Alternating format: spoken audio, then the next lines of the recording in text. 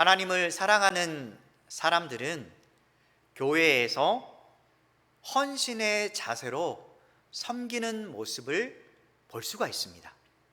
특별히 인생을 돌아보면서 하나님이 나 같은 자를 사랑해 주셔서 나에게 이런 은혜를 베풀어 주시다니 너무너무 감사합니다 라고 고백할 때 주변 사람들을 돌아보기 시작하고 많은 시간을 다른 사람들을 돕는 일에, 그리고 섬기는 일에 시간을 보내는 사람들이 있습니다. 참 믿음이 좋고 하나님의 사랑을 체험한 그런 분이라는 사실을 알 수가 있습니다. 어떤 분은 삶에서 여러 가지 어렵기도 하고 가정을 돌보기도 하고 그리고 직장에 여러 가지 모양으로 해야 될 일이 많아서 시간에 여유가 있을 때 그 짬 시간을 이용하여서 하나님의 일을 하시는 분도 계십니다. 반면에 주는 것에 대한 어려움이 있어서 자신이 그저 섬김을 받는 자리에 있는 분도 계십니다. 우리는 어떤 분이 훌륭하고 어떤 분이 믿음이 좋지 않다라고 판단하기는 힘들지만, 그래도 주님의 은혜와 사랑을 받은 자로서 자신의 시간과 할 수 있는 어떤 모든 모습을 보여주려고 하는 사람을 볼 때 우리가 본받고 싶은 마음이 듭니다. 그리고 하나님 앞에 생각해 볼 때 참 저 사람은 하나님의 받은 은혜를 받은 진정한 믿음의 사람이야 라고 말할 수 있을 것입니다. 하늘에 속한 사람은 물질의 11조뿐만 아니라 시간의 11조도 하나님께 기꺼이 드립니다. 주님이 나에게 베푸신 모든 삶의 은혜들이 내 안에 풍성이 넘치기 때문에 주님께 물질로 드리는 것도 아깝지 않고, 그리고 시간을 하나님 사랑과 이웃 사랑에 실천하는 것에 대해서 드리는 것을 결코 아까워하지 않는 것입니다. 하나님의 일꾼은 하나님의 비밀을 맡은 청지기입니다. 쉽게 말해서 세상이 구원을 받을 수 있도록 예수 그리스도를 전파하여서 새 생명을 얻게 하는 일에 모든 힘을 쏟는 것을 의미합니다. 그러면 하나님의 좋은 일꾼으로 살아가기 위해서 삶에서 실천해야 할 자세는 무엇인지 함께 나눠보도록 하겠습니다. 오늘 말씀 1절부터 보면 바울은 하나님과 함께 일하는 자라고 말하고 있는데, 고린도 교회 성도들에게 하나님의 은혜를 헛되이 받지 말라라고 말을 합니다. 왜냐하면 고린도 교회 성도들은 하나님으로 받은 그 놀라운 사랑을 그들은 알고 있기 때문에 그 사랑이 결코 부족하지 않고 삶을 이끌어가는데 밑바탕이 되고, 그 사랑이 믿음의 원동력이라는 사실을 그들은 이미 알고 있습니다. 그럼에도 불구하고 그들은 받기만 할 뿐이지 그 은혜와 사랑을 주변 사람들에게 나누지 않는 모습을 보여주고 있다는 사실을 알 수가 있습니다.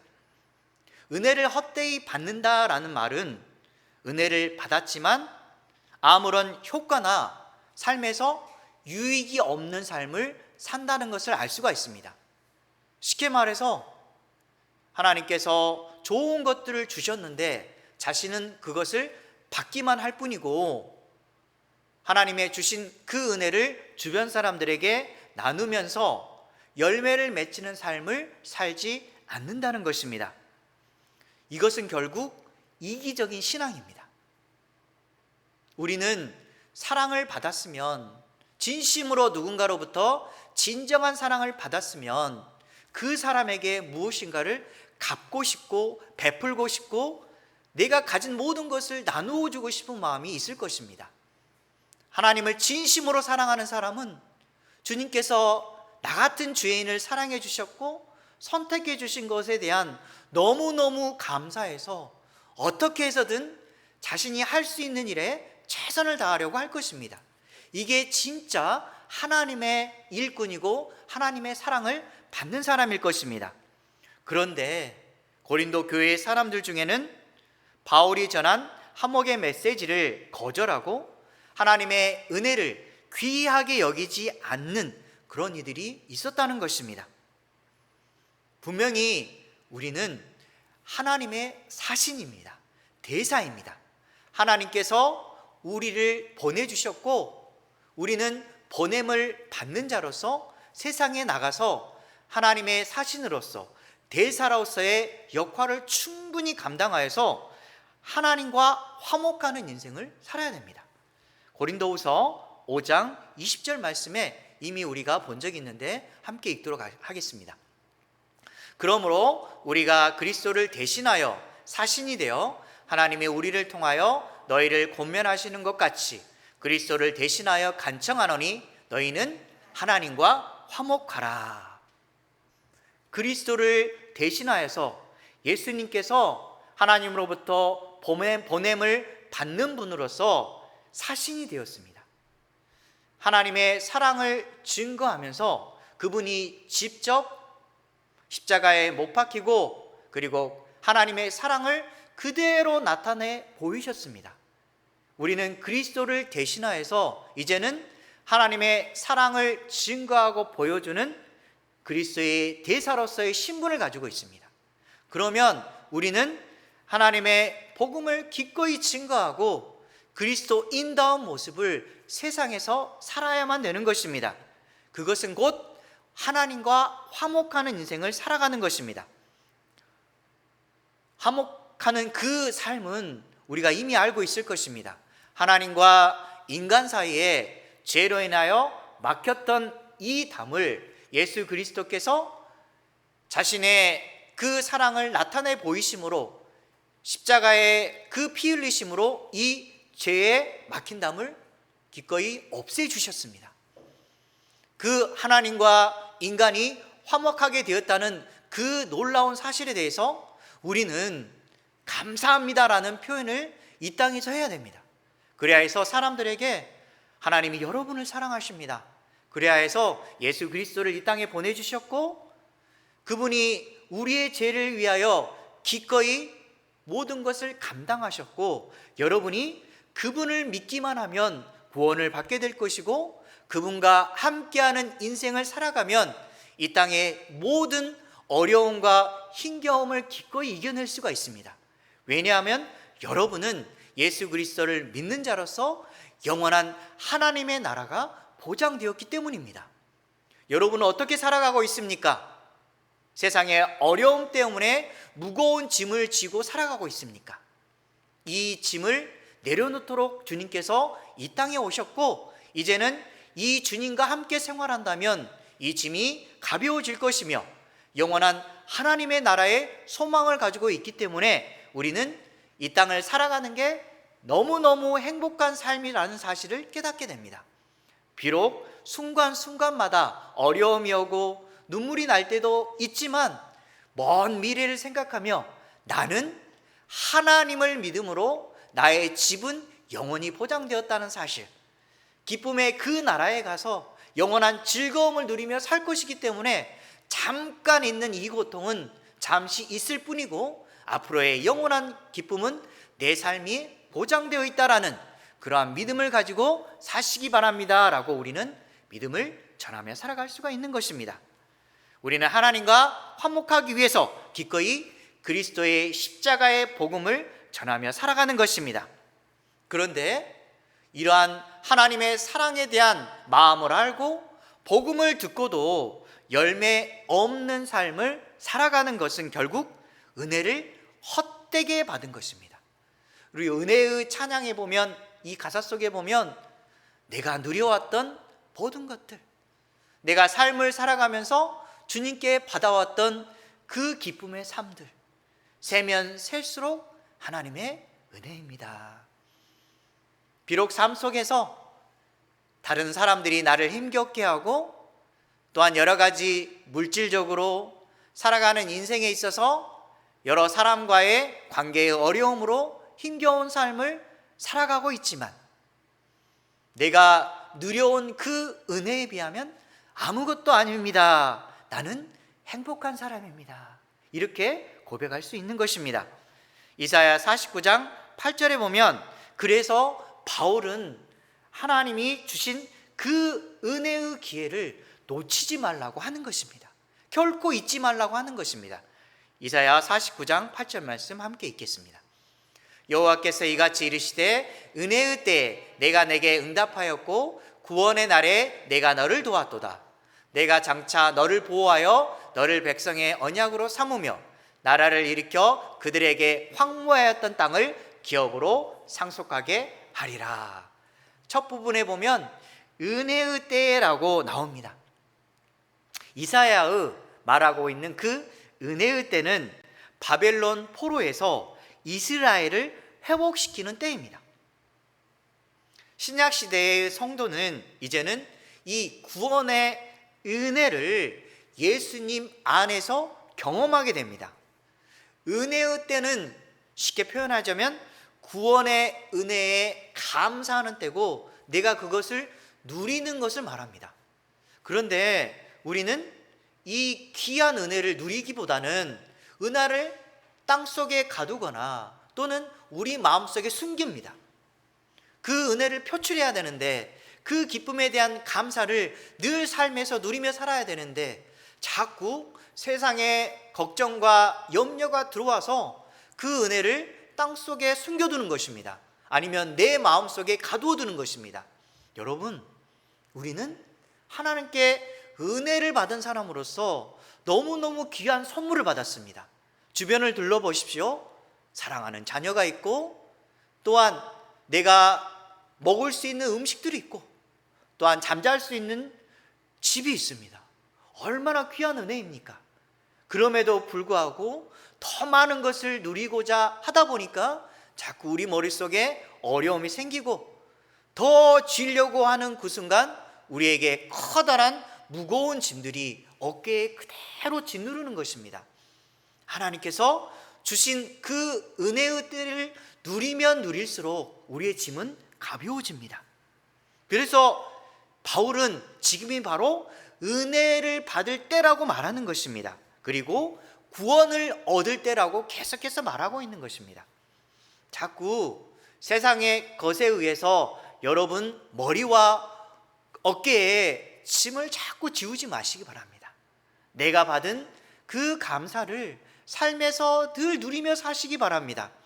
작은 일에도 감사, 먹을 것을 주신 하나님께 감사, 자녀와 함께 찬양하고 예배드릴 수 있음에 감사, 앞으로 살 날에 대해서 하나님께서 지켜주실 거라는 그 삶에 대한 감사가 우리 안에 있을 때 모든 어려움도 기꺼이 이겨낼 수 있는 것입니다. 그래서 우리가 해야 될 일은 세상 가운데 빛의 사명자로서 빛을 세상에 비추는 것입니다. 마태복음 5장 16절 말씀 함께 읽겠습니다. 이같이 너희 빛이 사람 앞에 비치게 하여 그들로 너희 착한 행실을 보고 하늘에 계신 너희 아버지께 영광을 돌리게 하라. 우리는 어둠이 아니라 빛입니다. 빛은 결코 어둠 속에 갖추어질 수 없습니다. 오히려 빛이 나와서 어둠을 비치고 세상에서 좋은 역할을 함으로 말미암아 죽어가는 영혼들이 눈이 띄어가고 살아나는 놀라운 역사를 우리는 베풀어야 됩니다. 믿음이 있는 사람은 반드시 행함도 있습니다. 빛이 있으면 반드시 주변에 빛이 비추어야 됩니다. 그래서 우리는 삶 가운데 하나님의 사랑을 받는 자로서 하나님께 영광을 돌리며 구원의 은혜를 소중하게 생각하면서 빛의 역할을 감당하시기 바랍니다. 우리 3절부터 보면 바울은 이런 빛의 역할을 감당할 때에 쉽게 행동하지 않았습니다. 내용에 보면 자기 절제를 통해서 자신이 맡은 일에 대해서 신중하게 했습니다. 우리 단어 중에 신중이라는 단어가 너무너무 중요합니다. 우리는 자신도 모르게 급하게 서두르고 말도 빨리빨리 나오고 내가 하고 싶은 일에 있어서 빨리빨리 얻으려고 급하게 행동하는 모습을 가지게 되는데, 하나님은 뭐라고 말씀하시냐면 신중하게 행동하라. 그리고 네 행동에 대해서 책임을 지라라고 하는 것입니다. 책임을 지지 않으면 어떻게 돼야 될까요? 반드시 그 잘못된 행동에 대한 결과를 얻게 될 것입니다. 하나님이 사랑하신다면 그 사람을 때로는 채찍질할 수도 있는 것입니다. 왜 그가 이렇게 신중하게 행동했을까요? 그것은 다름 아닌 복음을 전하는 자로서 아무에게도 비방을 받지 않으려고 하는 것입니다. 다른 사람을 구원하는 일에 걸림돌이 되지 않으려고 자신은 모든 일에 신중하게 행동했던 것입니다. 그런데 우리가 삶을 살아가면서 하나님의 이름을 욕되게 하는 사람들이 가끔씩 보입니다. 신중하게 행동하라고 했는데 자신의 모습이 하나님 앞에 추악한 모습이라는 사실을 깨닫지 못하고 세상 사람들 앞에서 나는 하나님 앞에 인정받는 사람이라 하면서 오히려 하나님을 깎아내리는 사람, TV에 말을 또는 행동을 가볍게 하여서 하나님을 욕되게 하는 사람들이 가끔씩 보입니다. 나중에 어떻게 하나님 앞에 섰을 때 그 행동에 대한, 말에 대한 책임을 질지 너무너무 두렵습니다. 하나님의 백성으로서 대표자의 특성을 가지고 있는데 그들은 잘못된 말을 하고 행동함으로 하나님의 마음을 아프게 하고 있는 것입니다. 여러분은 어떻게 하고 있습니까? 우리는 분명 세상에 나가서 하나님의 백성으로서 살아가고 있는데 다른 사람이 봤을 때 왜 저 사람은 하나님을 믿는다고 하면서 저렇게 행동할 수가 있지? 어떻게 저렇게 말을 하면서 다른 사람에게 상처를 줄 수가 있지?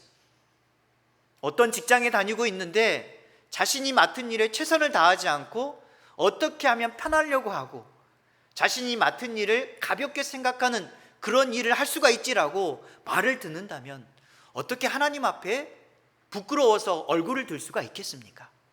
하나님을 믿는 사람은 신중한 말과 행동을 해야 됩니다. 왜냐하면 내가 잘못된 말을 하고 행동을 하면 하나님의 이름이 더럽혀지기 때문입니다. 어린이부터 시작하여 어른들은 반드시 내가 하나님의 백성으로서 하나님의 이름을 높이고 있다, 아니면 잘못함으로 말미암아 하나님의 이름을 더럽히고 있다라는 생각을 가지고 늘 행동하시기 바랍니다. 나는 하나님의 보내어진 사신입니다. 대사입니다. 그것을 꼭 기억하면서 혹시나 믿음이 약한 사람, 믿음이 없는 사람에게 그리스도인다운 모습을 보이지 않음으로 말미암아 죄를 짓는 자리에 서지 않게 하시길 바랍니다. 고린도전서 8장 12절에 보면 이렇게 나와 있습니다. 함께 읽겠습니다. 이같이 너희가 형제에게 죄를 지어 그 약한 양심을 상하게 하는 것이 곧 그리스도에게 죄를 짓는 것이니라. 믿음이 더 든든한 사람일수록 하나님을 믿는 그 믿음이 약한 사람에게 믿음의 본을 잘 보이시기 바랍니다.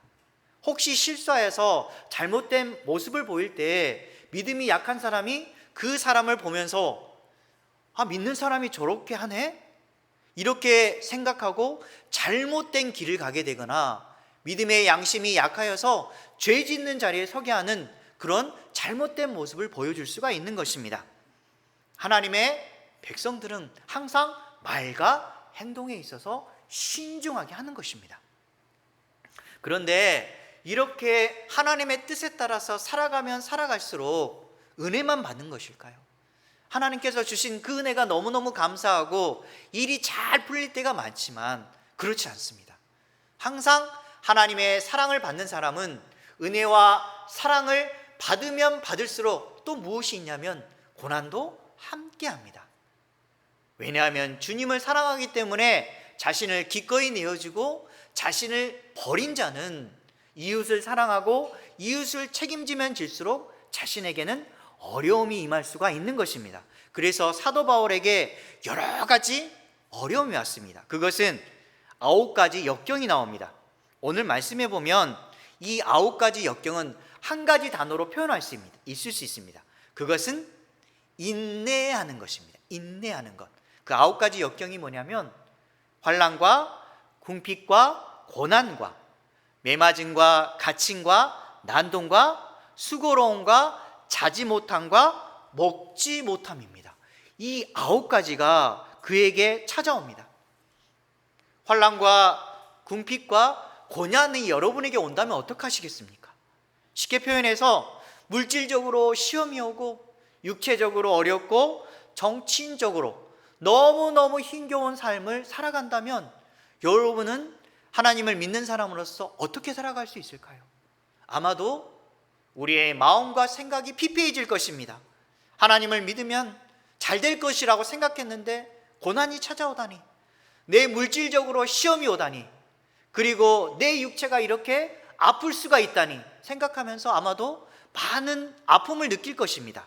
하지만 바울은 이것을 기꺼이 감당해냈습니다. 그리고 하나님을 믿음으로 말미암아 부당하고 억울하게 살아가는 인생을 살아갈 수도 있습니다.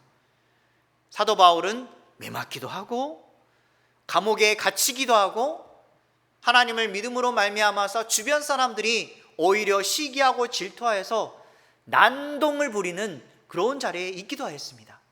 어떻게 이런 자리에서 우리가 견뎌낼 수가 있을까요?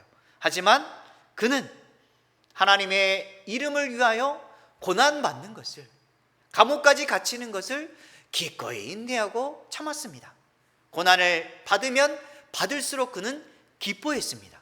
왜냐하면 하나님을 위한 열심과 사랑과 어려움은 결국 하나님 앞에 섰을 때 많은 상급으로 받게 되기 때문에 자신에게 주어진 그 어려움은 결코 그에게 있어서 눈물과 고통만은 아닙니다.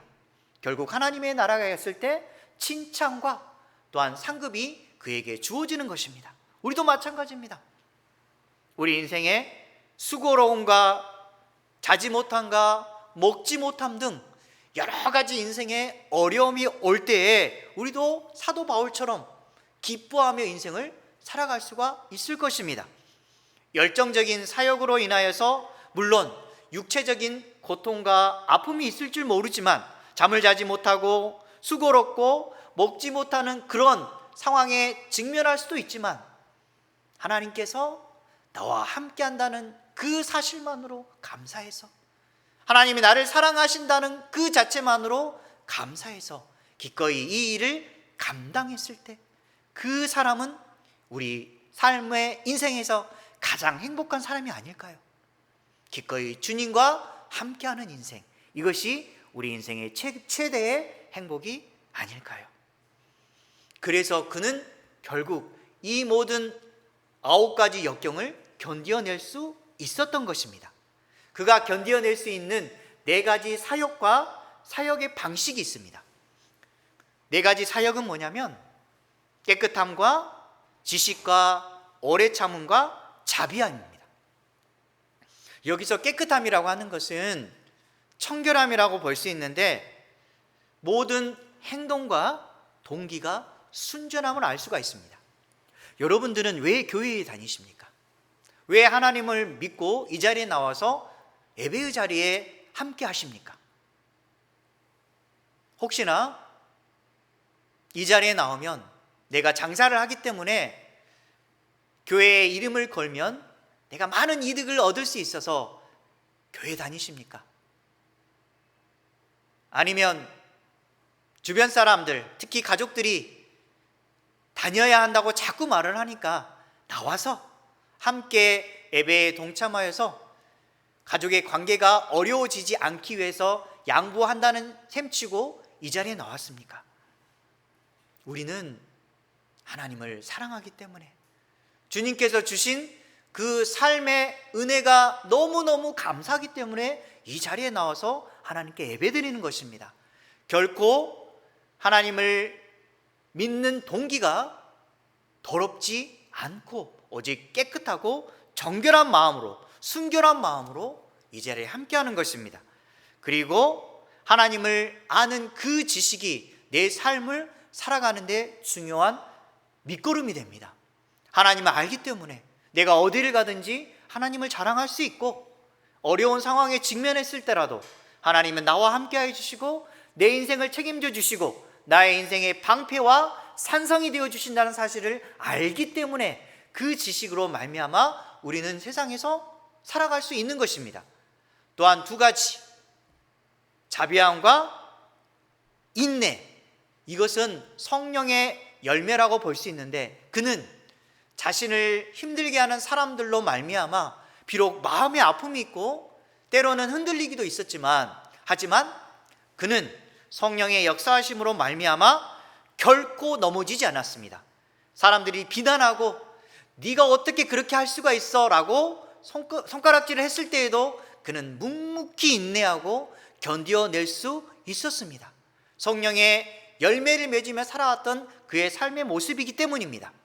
그리고 다른 네 가지 사역 방식에 대해서 나옵니다. 그는 성령의 감화와 거짓 없는 사랑, 그리고 진리의 말씀과 하나님의 능력으로 기꺼이 주님의 일을 감당했던 것입니다. 만약에 여러분이 주님의 일을 하는데 성령님이 함께 하시지 않는다면 어떻게 능히 감당할 수 있을까요? 더운 여름날에, 그리고 삶을 살아가는 날에 있어서 주님의 일을 하는 것은 결코 쉽지 않습니다. 주변 사람들이 바라볼 때에 좋은 시선으로 바라보지 않을 수도 있습니다. 그럼에도 불구하고 성령님께서 나와 함께 해주셔서 기쁨으로 주님의 일을 감당할 수 있는 것입니다. 그리고 하나님이 주신 사랑, 만약에 여러분이 사랑이 없다면 어떻게 이 땅을 살아갈 수가 있을까요? 만약에 미움만 가득하고 부정적인 생각만 충만해 있다면 이 땅을 과연 살아갈 수 있을까요? 온통 미움과 세상을 살아가기 싫어할 것입니다. 하지만 그가 주님의 일을 감당할 수 있었던 것은 주님께서 먼저 그를 사랑했기 때문에 나도 주변 사람을 기꺼이 사랑하는 것입니다. 그리고 진리의 말씀을 통해서 복음을 증거하겠다라는 그의 믿음에 대한 열정과, 그리고 마지막에 하나님의 능력, 여기서 하나님의 능력은 의의 무기라고 나와 있습니다. 결국 하나님께서 주신 믿음의 방패와 성령의 검으로 그는 살아간다는 사실을 알 수가 있습니다. 여러분들도 마찬가지로 자기 자신에게 있어서 믿음의 무기, 의의 무기는 결국 성령님께서 주시는 것인데, 성령님께서 우리 인생의 모든 어려움, 특별히 세상 사람들이나 세상의 일들이 아마도 불화살처럼 막 쏠 것입니다. 계속해서 우리를 공격할 것입니다. 그때 필요한 게 무엇이냐면 바로 믿음의 방패입니다. 불화살이 계속해서 우리를 쏘아올 때 우리의 몸을 덮을 수 있는 이 방패가 우리를 지켜주는 것입니다. 그리고 또 한 가지, 늘 우리는 공격만 받을 것이 아니라 이제는 맞서 싸울 힘이 있습니다. 그것은 다름 아닌 하나님의 말씀입니다. 왼손으로는 믿음의 방패를 가지고, 그리고 오른손에는 하나님의 성령의 검으로, 말씀으로 세상을 이겨내시기 바랍니다. 지금 사도 바울은 이렇게 8가지, 하나는 사역의 자세와 하나는 사역의 방식, 그래서 하나님의 주신 깨끗함과 그리고 지식과 오래 참음과 자비함으로 기꺼이 하나님을 믿는 자세를 가지고, 또한 사역을 할 때 힘겨움이 올 때 성령님의 능력에 의지하여서 사랑과 말씀과 그리고 성령님의 의의 무기를 가지고 끝까지 믿음을 지키며 살아갈 수 있었던 것입니다. 혹시 여러분이 삶을 살아갈 때 어려움이 닥치면 신중하게 행동하시고, 그리고 믿음의 자세로 승리하는 인생을 사시기 바랍니다. 그래야 했을 때 어떠한 평가를 받을 수가 있을까요? 오늘 8절부터 보면 바울의 사역에 대한 평가가 나옵니다.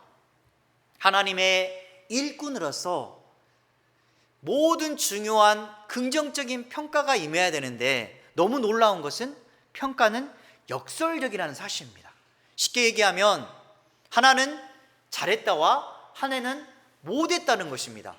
여러분이 잘했다라고 하면 아마도 더 열심히 할 것입니다. 하지만 주변에서 못한다고 한다면 자신도 모르게 주눅들기도 하고 안 하려고 할 것입니다. 우리는 칭찬을 받으면 힘이 되겠지만 부정적인 말을 듣고 자꾸 다른 사람들이 잘못된 말을 하면 나는 하고 싶지 않을 것입니다. 하지만 우리 인생의 평가는 반드시 두 가지가 함께 합니다. 하나는 영광과 칭찬이 함께 하실 거고, 하나는 비난과 모욕을 받을 수 있을 것입니다. 그래서 바울의 인생은 역설적인 인생을 산 것입니다. 왜 그럴까요? 우리의 정체성은 하나님을 사랑하는 믿음의 사람이고, 또 하나는 세상 사람이 봤을 때 어리석은 사람처럼 보일 수가 있기 때문입니다. 세상의 관점으로 봤을 때 하나님의 일꾼은 오늘 말씀해 보면 속이는 자, 무명한 자, 죽은 자, 징계를 받은 자, 근심하는 자, 가난한 자, 아무것도 없는 자처럼 보입니다. 너 왜 교회 다니니? 아니, 주일날 좀 쉬면서 너의 건강도 생각해보고 또 놀러도 가면서 기쁘게 살아갈 수 있잖아. 왜 굳이 주일날 교회 가니? 그리고 왜 헌금을 드리니? 아니, 목회자가 뭔데? 너를 위해서 해준 게 뭔데? 왜 헌금을 하니라고 세상 사람들은 생각하게 될 것입니다. 11조라는 말을 듣고, 아니, 교회가 쓸데없는 돈을 쓰는데 왜 너가 본 돈에 11조를 드려? 말도 안 되는 행동을 왜 하니라고 하면서 역정을 내는 사람도 있을 것입니다. 세상 사람이 왔을 땐 이렇게 아무것도 없는 자, 가난한 자, 금신하는 자, 어리석은 자처럼 보일지 모르지만 하나님 나라의 관점으로 볼 때면 이렇게 나와 있습니다. 참된 자, 유명한 자, 살아있는 자, 죽임을 당하지 않는 자, 기뻐하는 자, 많은 사람을 부유하게 하는 자, 모든 것을 가진 자라고 하나님이 평가해 주십니다. 저는 이 두 가지가 참 좋은 것 같습니다. 뒤에 보면 부유하게 하는 자, 그리고 모든 것을 가진 자. 여러분은 하나님이 보실 때 가난한 것처럼 보이는 게 아니라 부유하게 여기는 자, 쉽게 말해서 내가 가진 것을 나눠줌으로 말미암아서 주변 사람들이 함께 부유하도록 만드는 자입니다. 한마디로 여러분은 행복을 주는 자입니다. 행복을 나눠주는 사람입니다. 그리고 모든 것을 가진 자입니다. 얼마나 행복한 사람입니까? 세상적인 겉모습으로 봤을 때는 아마도 바울처럼 불쌍한 자처럼 여겨질 수 있습니다. 하지만 하나님의 나라의 실제 모습은 그리스도의 복음을 전하는 사람으로서 자긍심과 당당한 인생을 살아가는 사람입니다. 여러분들에게는 무엇이 있냐면, 여러분 정체성 안에는 프라이드가 있고 디그너티가 있습니다. 프라이드는 자긍심이고 디그너티는 위엄입니다. 위엄. 나는 하나님을 믿는 사람으로서 나는 자랑스러운 사람이고, 그리고 내가 하나님께서 주신 믿음의 위엄을 가지고 내가 당당하게 이 세상을 살아갈 수 있는 것입니다. 다른 사람이 뭐라 할지라도 나는 떳떳한 믿음의 사람이고, 그리고 앞으로 내 인생은 결정되어 있어.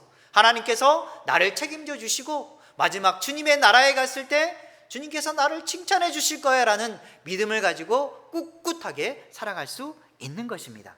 우리의 마지막은 무엇이 있을까요? 베드로전서 1장 7절 말씀 함께 읽겠습니다. 너희 믿음의 확신함은 불로 연단하여도 없어질 금보다 더 귀하여 예수 그리스도께서 나타나실 때에 칭찬과 영광과 존귀를 얻게 할 것이니라. 칭찬과 영광과 존귀가 우리에게 보장되어 있습니다. 그래서 우리의 삶의 사역을 세상의 관점이 아니라 하나님의 나라의 관점으로 평가하시기 바랍니다. 우리는 결코 비천하거나 부족하지 않습니다. 하나님의 모든 것을 가진 부요한 자임을 꼭 기억하시기 바랍니다. 말씀을 정리하도록 하겠습니다. 우리 그리스도인은 하나님의 좋은 일꾼입니다. 하나님께 선택받은 자로서 분명 영광과 존귀와 행복이 우리 삶에 있을 것입니다. 하지만 한 가지 더 있는 것은 하나님을 사랑하는 사람일수록 고난 속에 삶을 내던질 수밖에 없다는 사실입니다. 하지만 우리가 고난을 받으면 받을수록 그분을 의지하는 인생을 살아가기 때문에 하나님께서 우리의 인생을 책임져 주실 것입니다. 그래야 해서 우리가 주님을 의지할 때 하나님께서 우리에게 용기를 주실 것이며, 또한 우리를 강하게 하셔서 고난을 넉넉히 이길 수 있도록 힘을 주실 것입니다. 그리스도의 빛의 역할의 사명을 잘 감당하시고 신중하고 지혜롭게 행동하시기 바랍니다. 무엇보다도 삶의 사역을 세상의 관점이 아니라 하나님의 관점으로 평가하여서 하나님의 나라의 기쁨과 부요함을 누리는 저와 여러분 되시기 바랍니다.